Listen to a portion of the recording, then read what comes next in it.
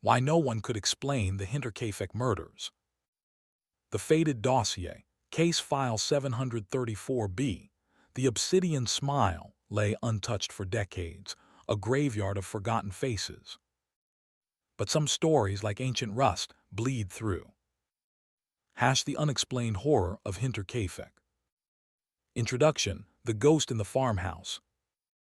The silence at Hinterkaifeck, even before the murders, was absolute. A suffocating blanket, woven from thick Bavarian forest, and the isolated lives of its inhabitants. Then it became something else entirely, a shroud. A remote farmhouse, nestled away from prying eyes, became the stage for a brutality that defies human comprehension, a scene where a family of 6 was meticulously, savagely slaughtered, and where, chillingly, the killer is believed to have lingered amongst the dead for days.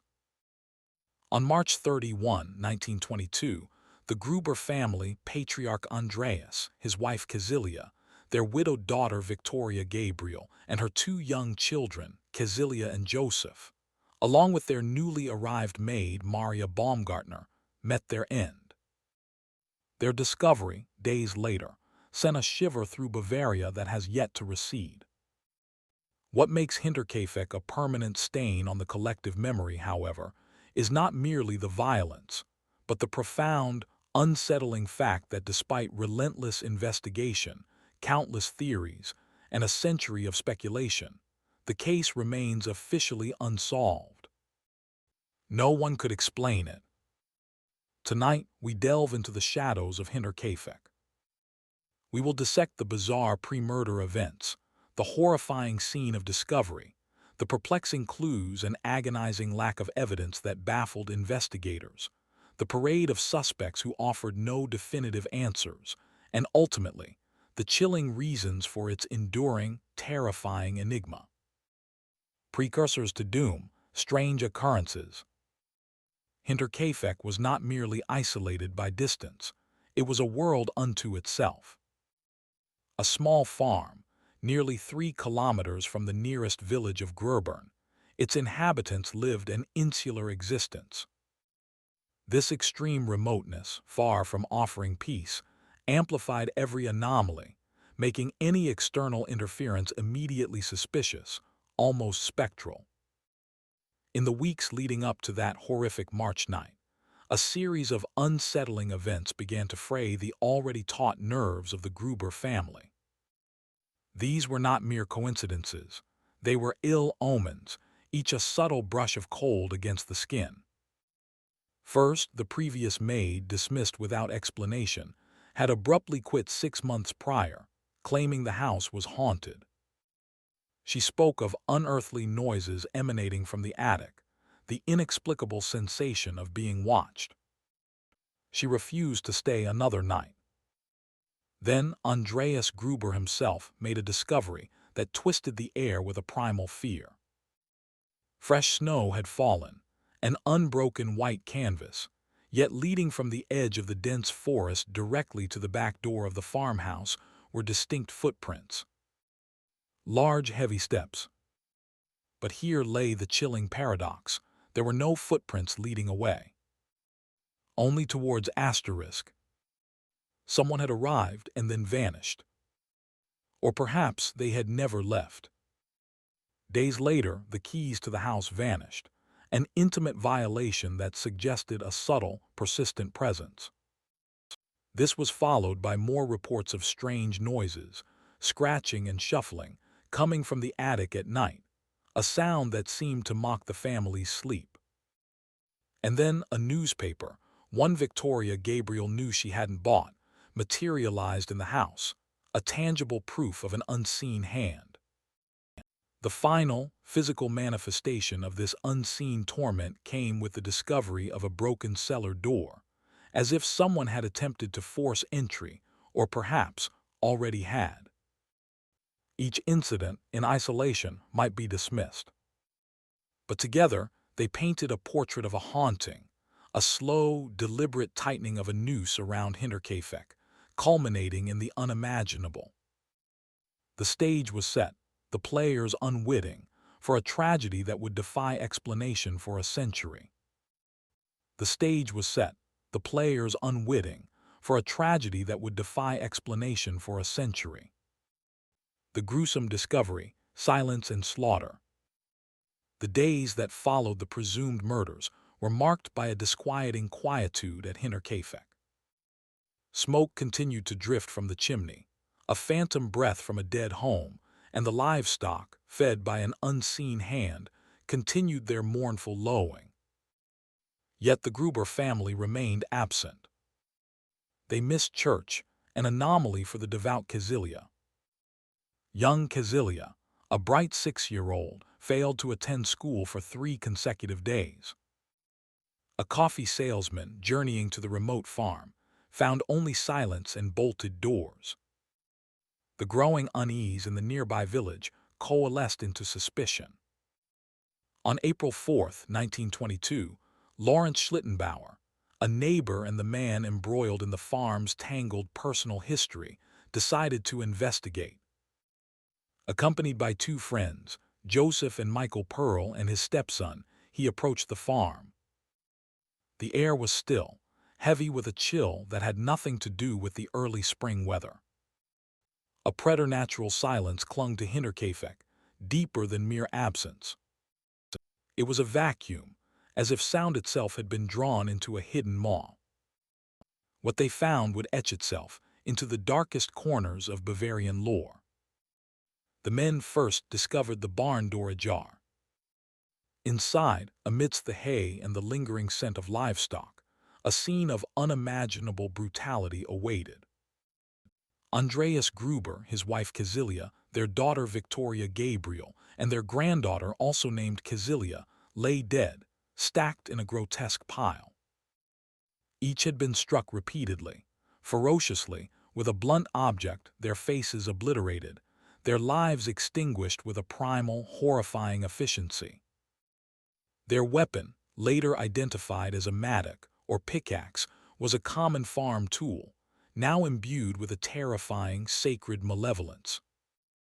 Moving into the house, the horror deepened. In her bed, the new maid, Maria Baumgartner, was found murdered. Baby Joseph, less than 2 years old, lay dead in his pram in his mother Victoria's room, also savagely beaten. 6 lives, extinguished in a single merciless act.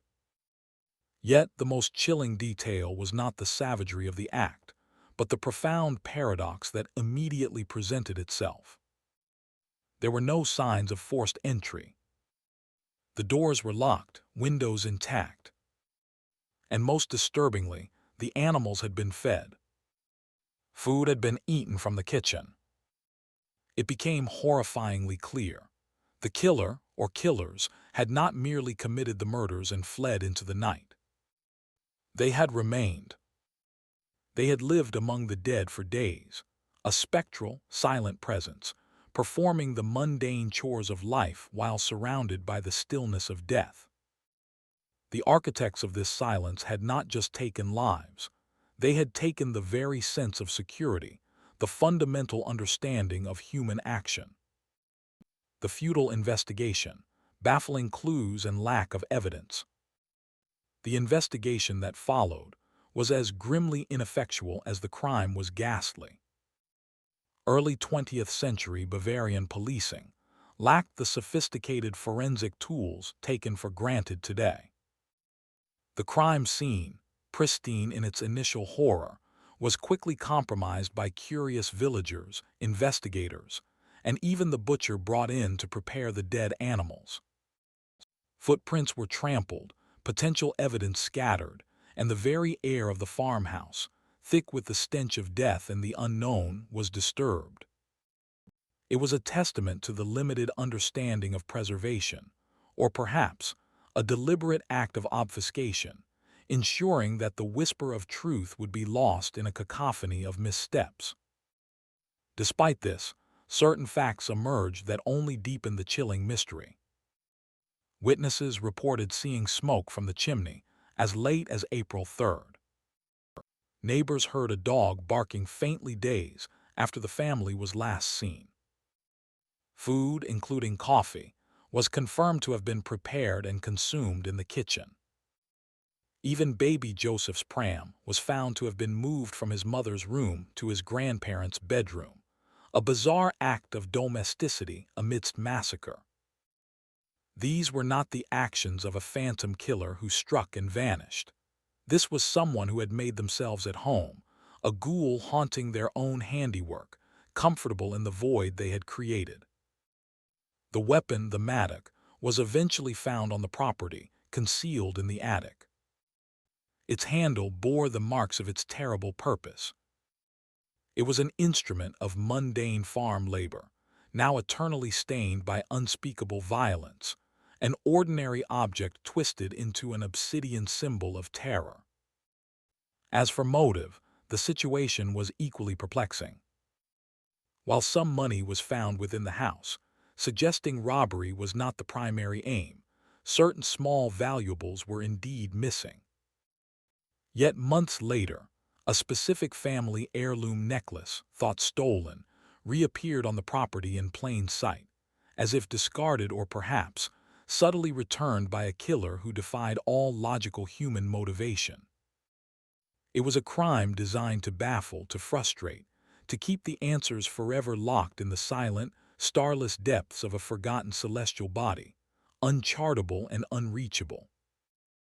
The official police reports, meticulously documented yet ultimately barren, detailed a parade of human suspects, each offering a flicker of earthly motive against the backdrop of an unearthly crime. But in the cold light of Hinterkaifeck's enduring silence, their stories, like the investigators' hope, gradually disintegrated. First, and perhaps most immediately, suspicion fell upon Lawrence Schlittenbauer, a neighbor, a local figure of some standing, and notably the alleged father of Victoria Gabriel's youngest child, Joseph. His proximity to the farm, his peculiar eagerness in discovering the bodies, and his subsequent attempts to rebuild the ruined farmhouse himself, all cast a long shadow. He was among the first to break the macabre silence, leading a small group to the farm after days of eerie quiet. His discovery of young Cazilia and her grandmother in the barn, followed by his hurried retreat to fetch the mayor without attempting to locate the other family members, raised eyebrows. His explanations were clumsy, his demeanor unsettling.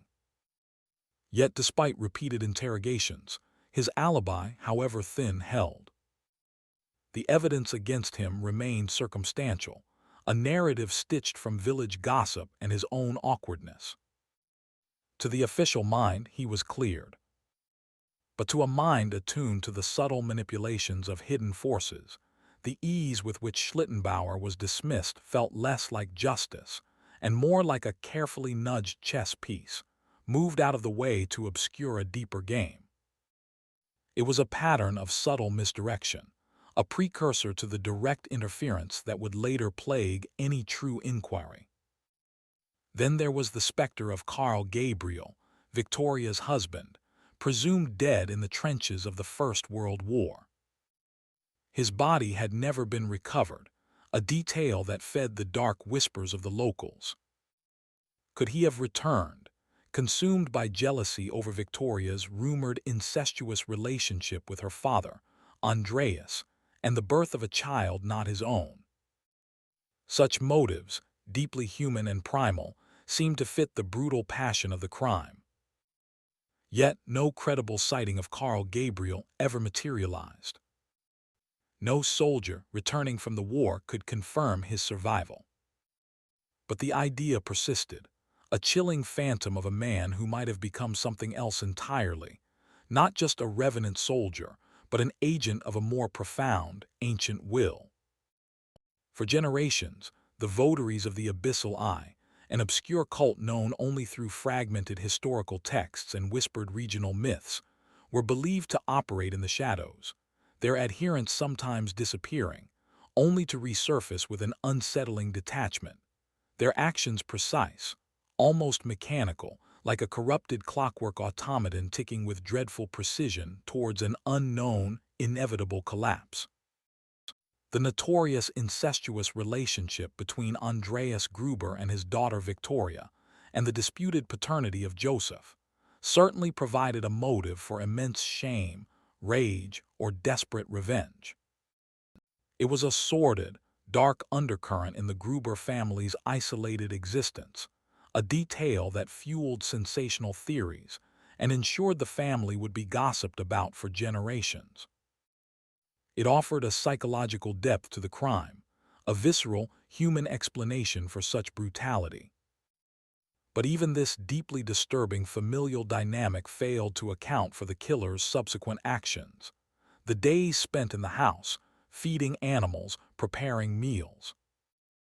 This was not the frenzied act of a jilted lover or a shamed relative.